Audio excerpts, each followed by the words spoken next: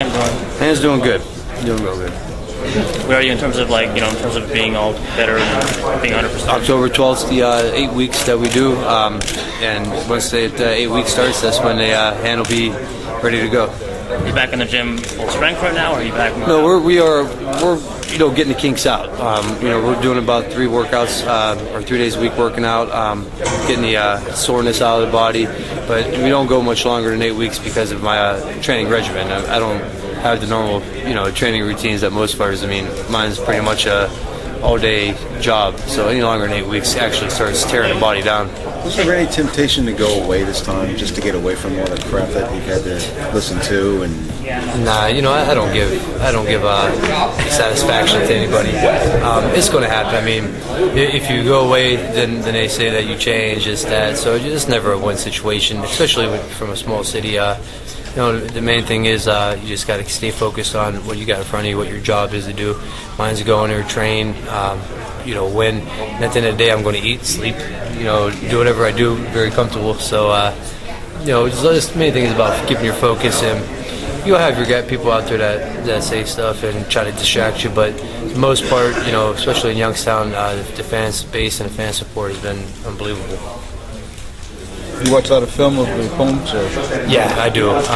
Especially with Williams, I've watched his fights first of all, but we're gonna sit down. We'll break films down once training camp starts.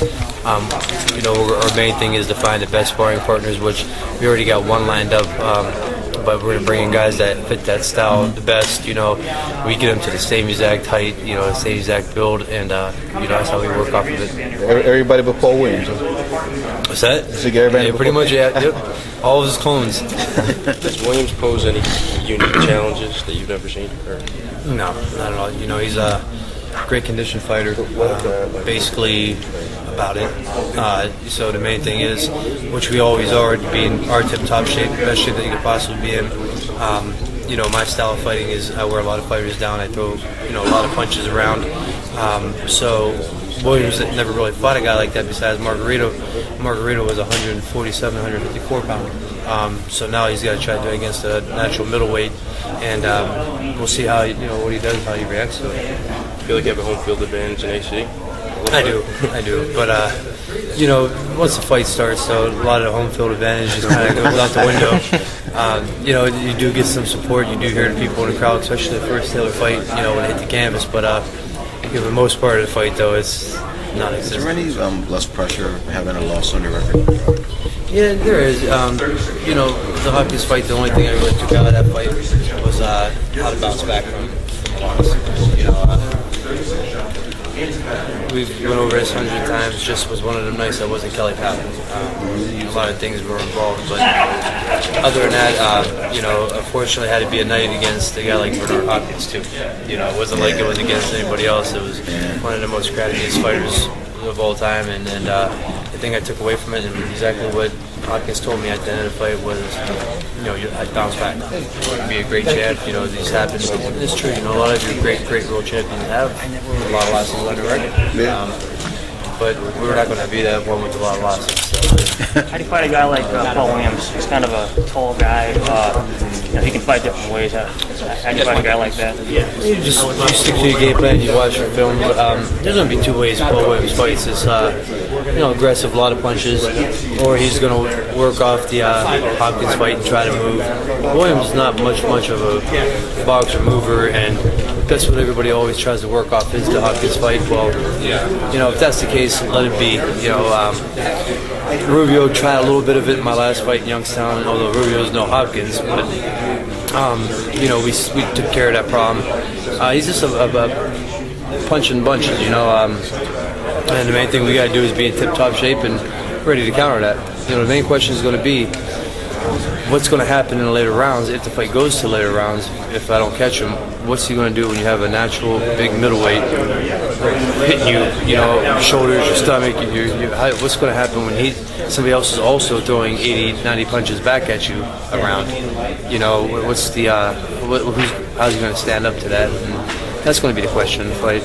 He throws a lot of punches from wide punches. Margarito exposed that when he picked it up and started firing those right hands in that fight, that he hit Williams. You know, another thing is, you're right, really can't break an egg. And if you watch the last fight with Williams, he caught Williams, and Williams got a little shook up on that one punch, and so you know, we just got to see how he adapts. What do you see him as? I mean, do you see him as a welterweight? As moving up, do you see him as a full-fledged middleweight? No, with the size, you know, his height. I mean, he definitely could fit middleweight, you know, easily. Does it say that fighting at welterweight and junior middleweight, a lot of fights is going to hold him back at middleweight? It could, you know, because he's used to fighting them type of guys. But no, I think his first handful of fights were at middleweight when he turned pro. So I mean, if you have the frame to fit that, he should be fine. Same, you know, everybody made that excuse with me at light heavyweight. That was an excuse. They said, "Oh, you shouldn't have jumped up to 170." Well, I'm 6'2", you know, I walk around 175, so it really wasn't the weight factor in that fight. You know, it had nothing to do with it at all. So. Do you feel like you still have something to avenge coming off the Hopkins fight, even though you? I still have a lot. I have a lot to prove. You know, even after the Williams fight, the dominant performance is still going to be a lot to prove. Critics come in boxing all the time, no matter how good you do. You know, one thing could happen. When I go in there and dominate Williams, a lot of people will probably say, "Well, he was a welterweight, blown up junior middleweight, blown up middleweight."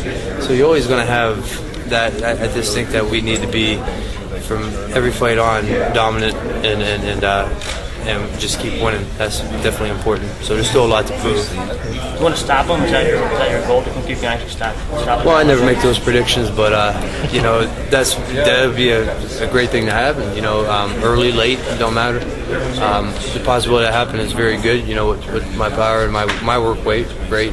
So. You know, you never know what happens, but definitely there's going to be a W on that.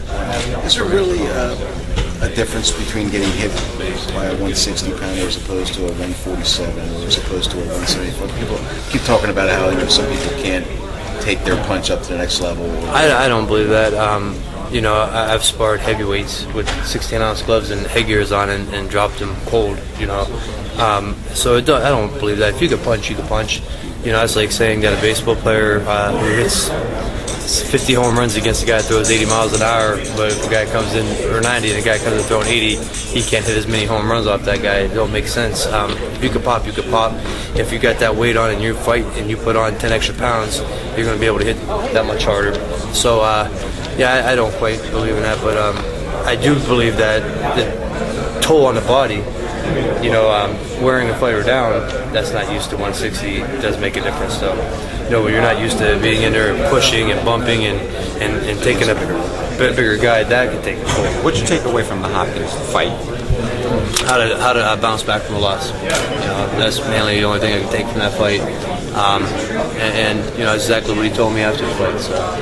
Would you have done anything different in that fight? There was none. You know, in that fight, and I've talked about this before, and I don't touch on it much, but that wasn't me that night in the ring. You know, just it wasn't me, and that's why there's nothing I could really take from it. You know, it was just a lot of things from the mind to the fist didn't want to, you know, react. You know, the mind knew it, the fist didn't do it, and so it was just a frustrating night. And to have a night like that against Bernard Hopkins is just really bad luck. You know, it's the shittiest luck you could get, and.